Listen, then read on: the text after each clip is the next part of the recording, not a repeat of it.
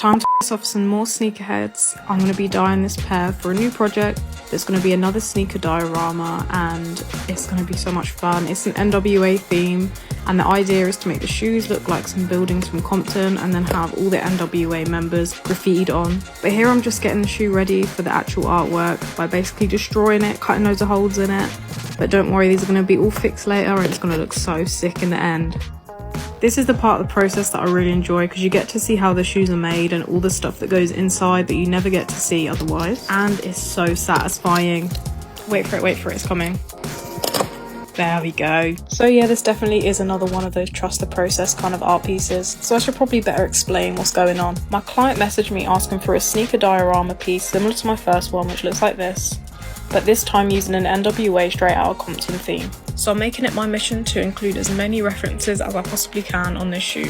One thing I really wanted to reference was their first concert at Skateland, and it has a little overhang in the movie, so I wanted to include that. The plan eventually is to install a light that goes underneath the crack of the door so it looks like there's a concert going on. I'm not going to be installing the lighting yet just because I want to keep it as a bit of a final reveal. But the next reference I wanted to include was the scene where we get to see all their burnt albums and records all over the floor from people protesting their music. I managed to find these miniature vinyls from Amazon and they worked really well because they're plastic, so they melted rather than burnt. I also made a load of these miniature little album covers which I burnt and ripped up as well. To try and sell the idea that they were on fire, I started adding some orange and yellow highlights. Hopefully it looks believable, but you're going to have to let me know.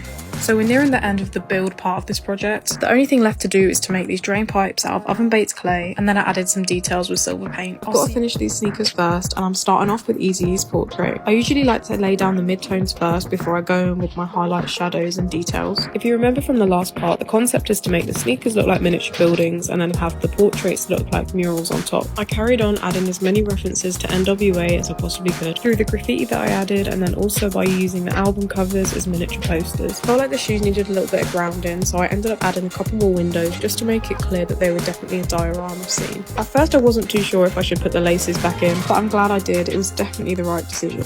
My client asked me to reference Compton and Crenshaw Boulevard, so I made these miniature street signs out of grey board and lollipop sticks. The infamous FBI layer had to be included, and then it was time to go onto the lights. The idea is to reference their first concert at Skateland and have it look like the concert's still going with all the lights flooding out the windows and door. It came out exactly as I was envisioning it. I really wanted there to be miniature spray can bottles that sit on the top of the overhang. And finally, this is a reference to Ice Cube's lyric, "When I'm finished, bring the yellow tape." It's finally time for the reveal, so here they are finished. Let me know what you think. I know the process has been a bit mad, so I appreciate everyone sticking around to seeing how they turn out. I feel so lucky to be able to share my art and process with you. It's been such a crazy experience, so thank you to everyone who sent me so many nice messages and comments. I don't mind if not everyone likes my art. All I care is that the client's happy and he said he loves them. Have you ever thought that an Air Max 90 looked just a little bit like a train? I sound a bit crazy in it, but don't worry, I'm going to prove it to you right now. But first things first, I had to cut a load of holes for the doors and windows to go in. I also dyed the soles black so I'd get a better coverage when I went to paint them later. Then it was time to start reconstructing the sneakers, so I started making a door and I found this hat. It was from a mini golf place I visited last summer and it was the perfect colour. I was so worried that I'd made the wrong decision for the longest time, but I think it comes together in the end. You're going to have to let me know. The original inspiration for this piece was my trip to Chicago. I found the city so inspiring and I wanted to create a project that really represented that. And the L trains were the most perfect muse for this piece. If you haven't seen them, they're big shiny silver trains and they weave in and out of the city on an elevated track. And while the ones we saw weren't graffitied, I wanted to make this another community project. So I asked all my Instagram followers to send in ideas of things to add. Now if you know me, you know I can get a little bit carried away sometimes with these projects, so I ended up deciding to scratch build a station platform to go with the sneakers. Now I've never ever scratch built in my whole life. I have no idea where this confidence came from, but I had to give it a go and thankfully it came out quite good. Now all that was left was some last minute details. I added some tags to the station to make it look a little bit more old and grimy, and then also a little mini spray can. Then I had the best idea I think I've ever had in my whole life, and I used some eyelets for the rim around the lighting.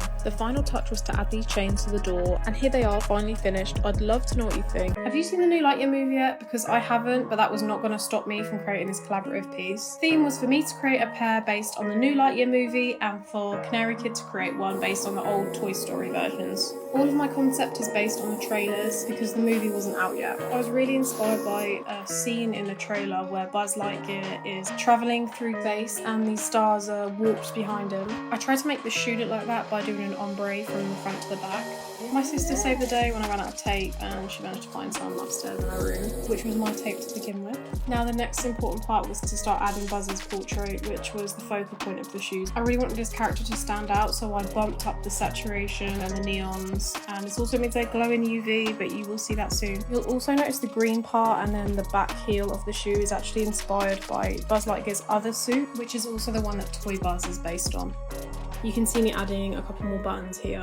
I wanted to sell the idea that it was a scuffed up suit, so I added these silver bits which were supposed to look like the metal that's underneath the paint. To make it look even more like metal, I added a gloss top coat by Liquid Kicks. And after quite a lot of hours of work, here is how they turned out. I'm so gassed with the result. Stay tuned, I'm going to post another video for Zurg. But let me know what you think. Did you know that Zurg is actually Buzz Lightyear, but an old version of himself that's travelled back in time? I'm just as baffled as you are, so can someone who's watched the new Lightyear movie please tell me what the hell happened? But anyway, here's the process of how I made the Zurg shoe for my collab with Canary Hood. I started off a little bit similar to the Buzz shoe, but I really wanted the accent colour to be a glowing red like Zurg's eyes. I thought the shoe would actually be a lot quicker than the Buzz shoe, but it actually ended up taking me twice as long. I didn't anticipate how much detail actually goes into the little neon highlights. And I took a lot of inspiration from Zurg's suit, so I included some piping and the vents and details that are on his spacesuit. I really wanted to sell the illusion that these back panels were made of metal, so I used Liquid Kicks high gloss finisher to make the panels really shiny. And here's how they turned out. This project was definitely a challenging one, but I'm so happy with the results. I'd love to know what you guys think. Morning guys, I'm doing a workshop today at the school.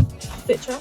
I had to wear my best shoes. I've got to go in now, but I'll take some videos and I'll show you guys how it goes. They gave me this really cute little lanyard, and then I started unpacking all the paints and getting ready. I made this PowerPoint for them so they could refer back to it and had a lot of information on what I was doing. The head of the art department, Miss Kiss, went out of her way and bought all the kids some Primark shoes for them to paint and test out on. She also bought all the paints and all the equipment and paintbrushes and everything like that. We pretty much got started with the workshop straight away, and I taught them how to prep the shoes, but I didn't manage to get that on video. And then they all got stuck in painting the designs that they wanted to do. This school that I did the workshop at was for students who struggle in mainstream schools, whether that be due to special educational needs, mental health issues, or behavioural problems. And the teachers here really do support them in any way they can. This girl here went crazy and started splatting them, and I absolutely loved how they looked. The students were able to be so creative and they came up with some really cool designs. The idea was for me to teach them how to prep and paint and for them to finish it off in their future lessons. Here are all the shoes that the students created. I absolutely love every single one, and I really appreciate being able to meet so many different students and get the opportunity to work with them. Just got back, finished for the day. Actually went really well, I had a really good time. I'm doing another one tomorrow, so we'll see how that one goes, and I'm going to share another video of that. So I'm at the school. I got a little bit lost on the way here, but I found it in the end. This workshop was really similar to the one that I did the day before, at a school which is catered towards children that struggle in mainstream schools, whether that be due to mental health problems, SEN, or behavioural issues. I'm in the school with everything set up, all my paint's ready, and I'm going to take you along with me and show you what all the students come up with. The first really important step was to prep the shoes, so I taught them how to sand and acetone. 420 ended up being a really popular theme today, and also neons. Everyone was feeling the bright colours. The idea again was for me to teach them how to prep and paint and for them to finish off in later lessons. A couple of students even came prepared with designs. We had another crazy splat design, and I'm loving the colour combos. I had around an hour and a half with each group of students, but a couple of kids even wanted to stay for the full day. I had the best time. It was super rewarding to talk to all these students and get a better insight on the struggles they face. This student didn't want to wait to wear them, so he put them on straight away. Here's how all the shoes turned out. They got really creative with their designs, and I can't wait to see them finished. I'd love to do more of these kind of events in future, so drop me a message if you're interested in a workshop for your site.